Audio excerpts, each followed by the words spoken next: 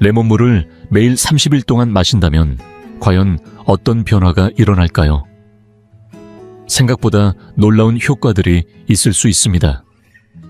그리고 영상 마지막에는 어떤 상황에서 레몬물을 꼭 마셔야 하는지도 함께 알아보겠습니다. 레몬물이 신장결석, 암, 심장병 등 여러 문제에 좋다고 알려져 있으며 체중 감량 불안과 우울 완화, 빈혈 감소, 소화 개선간, 해독 콜레스테롤 저하, 심혈관 질환 예방에도 효과가 있다는 말이 많습니다.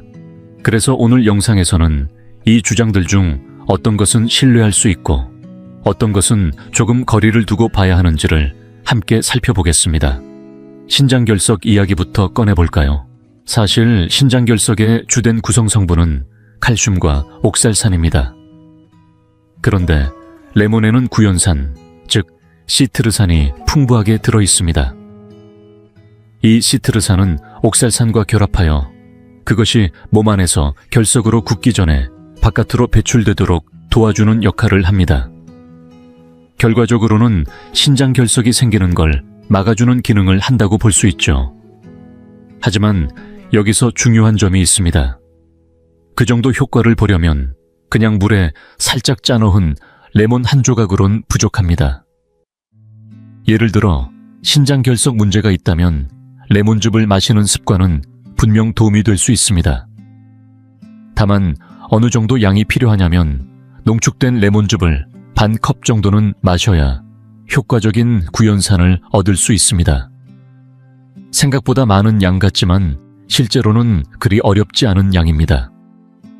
충분히 실천 가능한 수준이죠. 그래서 신장결석에 관해서는 가능성 있음이라고 표시해도 괜찮습니다. 단 레몬 한 조각을 넣은 물만으론 부족하다는 점은 기억해 두시는 게 좋겠습니다. 그렇다면 레몬물이 암을 줄이는 데에도 도움이 될까요?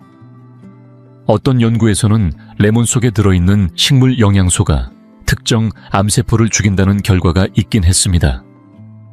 하지만 그 실험은 시험관 안에서 진행된 것이었습니다. 그렇다면 여기서 중요한 질문이 생기죠. 실제로 사람 몸 안에서 이런 효과가 나타나려면 어떻게 해야 할까요? 어떤 양을 써야 했고 그 양을 사람이 섭취해서도 똑같은 효과를 낼 수 있을까요? 그리고 또 하나 생각해 봐야 할 점이 있습니다. 정말로 수십억 원을 들여가며 이런 연구를 하는 이유가 단지 레몬 농장 주인들을 돕기 위해서일까요? 제 생각에는 그렇지 않습니다. 실제로는 레몬 안에서 특정 성분 하나만 뽑아내고 그걸 대량 생산해서 약처럼 팔기 위한 목적일 가능성이 높습니다.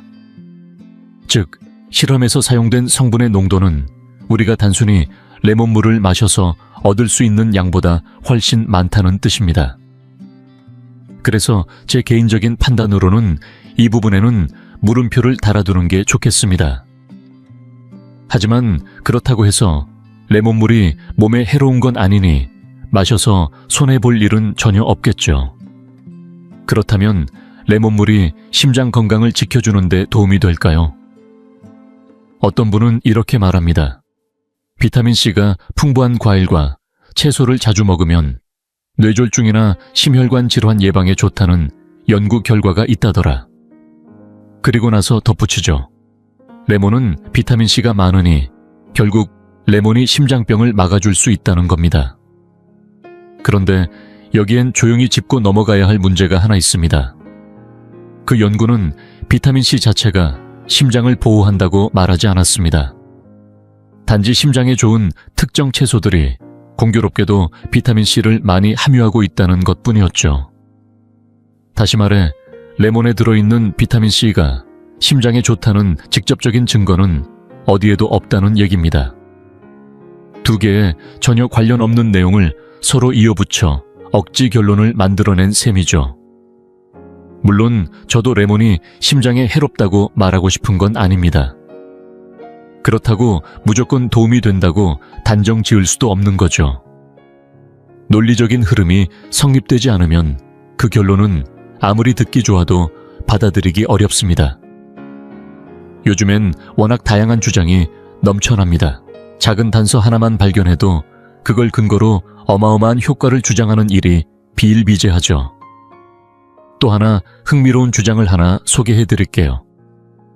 어떤 매체에서는 이렇게 말하더군요. 레몬즙에는 섬유질이 풍부해서 포만감을 높여 다이어트에 도움이 된다. 처음 들었을 때 저는 솔직히 놀랐습니다. 레몬즙이 섬유질이 풍부한 식품이라는 생각 단 한 번도 해본 적이 없었기 때문이죠. 그래서 직접 확인해 보기로 했습니다. 생레몬즙을 2큰술, 그러니까 약 30g 정도 마셨다고 가정해보면 그 안에 들어있는 식이섬유는 고작 0.1g에 불과합니다. 일일 권장량으로 따지면 0% 수준입니다. 그러니 섬유질이 풍부하다는 표현은 아무리 좋게 봐도 과장입니다. 또 다른 곳에서는 레몬수가 불안감과 우울감을 줄이는데 효과가 있다고 주장합니다. 이 주장의 근거는 이렇습니다. 몸속에서 신경신호 전달에 중요한 역할을 하는 대표적인 전해질 2가지, 바로 나트륨과 칼륨이 균형을 이루는 것이 정서 안정과 관련이 있다는 점입니다. 이 부분은 과학적으로도 맞는 이야기입니다. 실제로 체내 칼륨 수치가 극단적으로 낮아지면 신경 전달 이상이나 근육 경련 피로감 같은 증상이 나타날 수 있죠. 하지만 그런 증상이 나타나려면 혈중 칼륨 농도가 정상 범위인 3.5에서 5.2를 크게 벗어나 3 이하로 떨어져야 한다는 점도 함께 알아야 합니다. 이렇게까지 심각한 칼륨 부족은 사실상 거의 없습니다. 제가 지금까지 수백 건 이상의 혈액 검사를 보아왔지만 4 아래로 떨어진 수치는 단 한 번도 본 적이 없습니다. 그런데도 어떤 사람들은 레몬에는 칼륨이 많고 따라서 레몬수가 우울증과 불안을 완화시킨다고 주장합니다. 그럴듯하게 들릴 수는 있지만 먼저 짚고 넘어갈 것이 있습니다. 첫째, 칼륨 부족이 우울증이나 불안의 원인이 되는 경우는 원인 리스트를 뽑는다고 해도 50위 안에 들기 어려울 만큼 드물다는 사실입니다. 그럼에도 불구하고 그 주장이 사실인지 다시 한번 확인해 보기로 했습니다. 이번에는 레몬즙의 양을 2배로 늘려 한 60g 정도, 즉 4분의 1컵을 마셨다고 가정해 볼까요?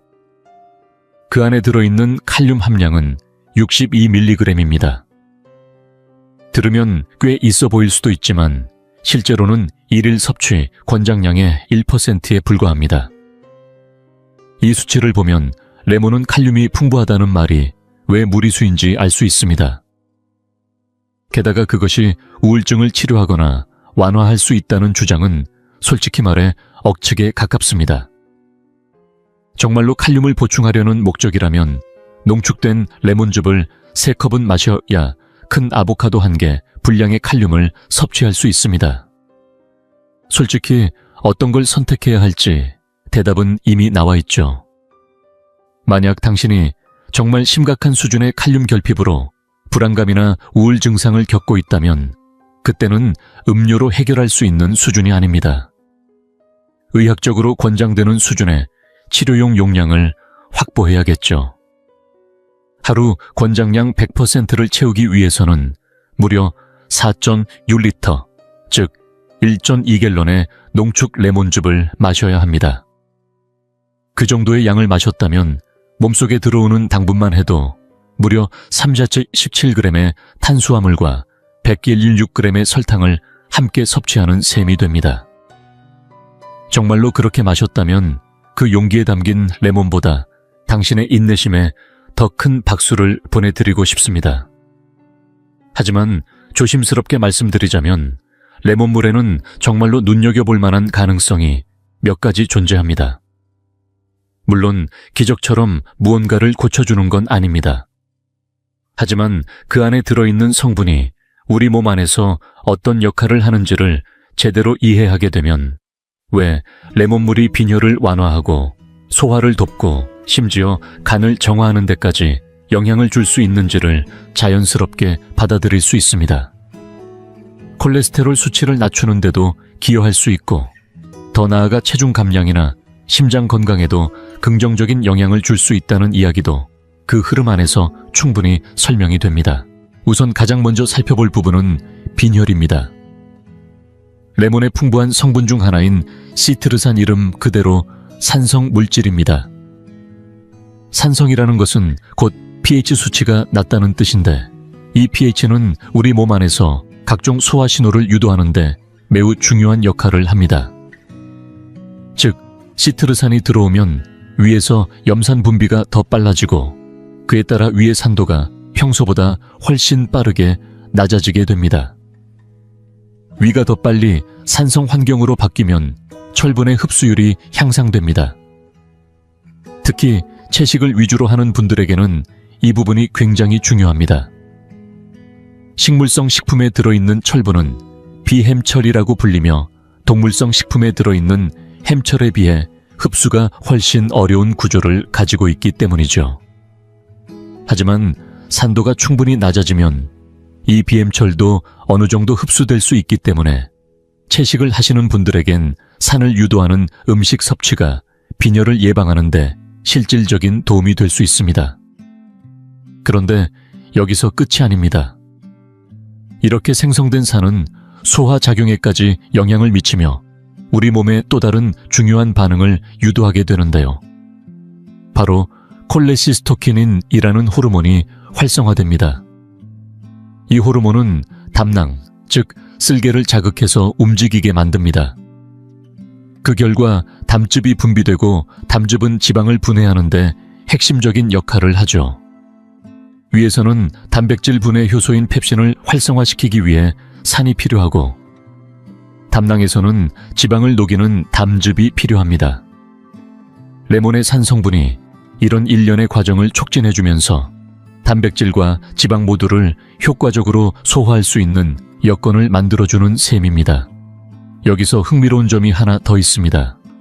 담즙은 단순히 지방만 분해하는 게 아니라 간에서 처리된 지방성 독소들을 물에 녹을 수 있도록 바꿔서 몸 밖으로 배출하는 경로가 되어준다는 겁니다.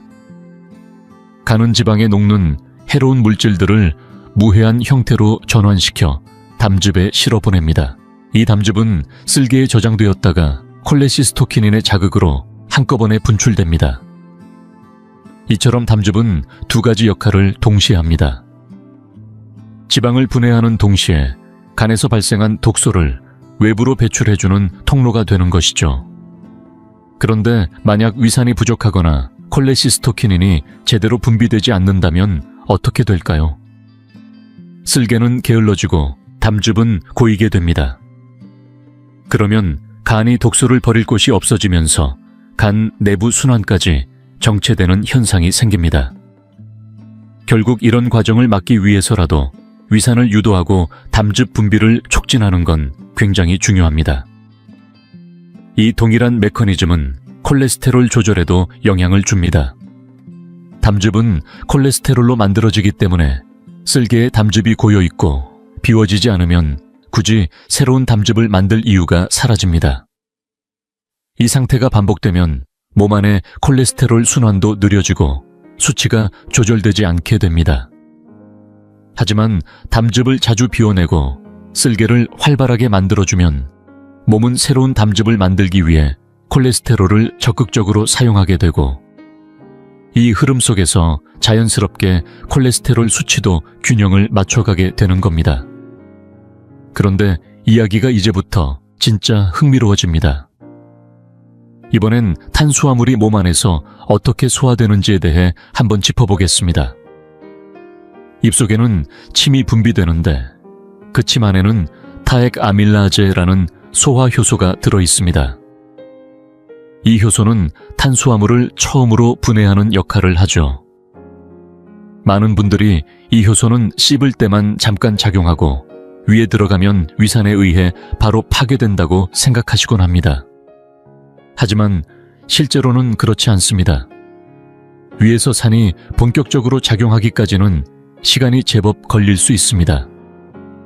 빠르면 30분, 길게는 1시간 이상 걸리기도 하죠. 그 시간 동안 입에서 내려온 타액 아밀라제는 위 속에서도 계속해서 탄수화물을 분해하는 활동을 이어갑니다. 즉 빵처럼 순수한 탄수화물만 단독으로 먹을 경우 대부분의 탄수화물이 위에서 빠르게 흡수되어 혈당과 인슐린 수치가 급격히 올라갈 수 있다는 뜻입니다. 그런데 여기서 만약 신맛이 나는 성분, 예를 들어 레몬에 들어있는 시트르산을 같이 섭취한다면 어떨까요? 물론 여기서 빵을 꼭 먹어야 한다는 말은 아닙니다. 하지만 만약 그렇게 먹었다고 가정한다면 이 신맛이 위산 분비를 더 빨리 촉진시켜 타액, 아밀라아제의 작용을 앞당겨 멈추게 합니다.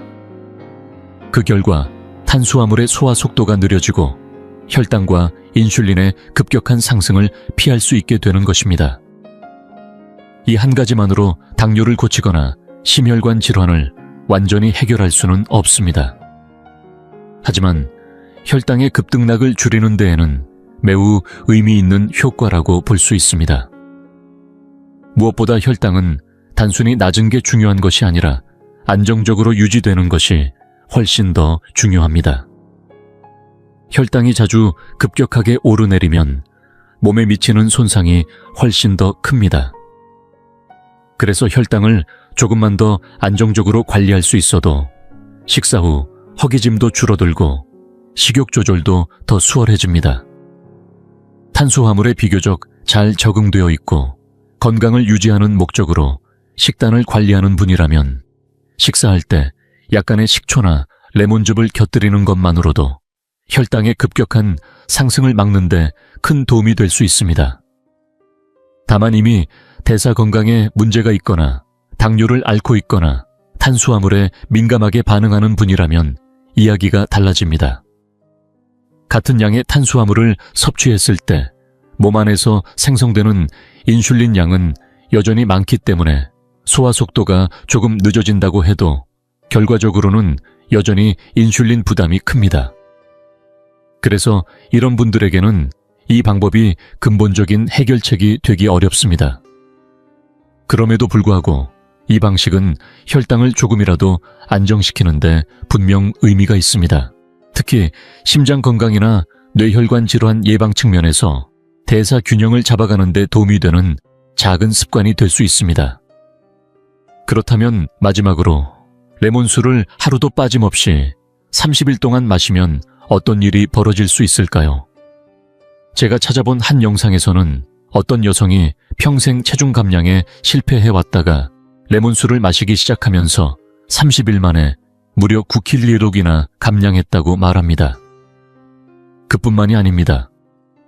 그 영상에서는 한 캐릭터가 직접 등장해 30일 안에 눈에 띄는 변화가 생겼다고 설명하며 지금 당장 주방으로 가서 마법의 레몬 음료를 만들라고 권유합니다.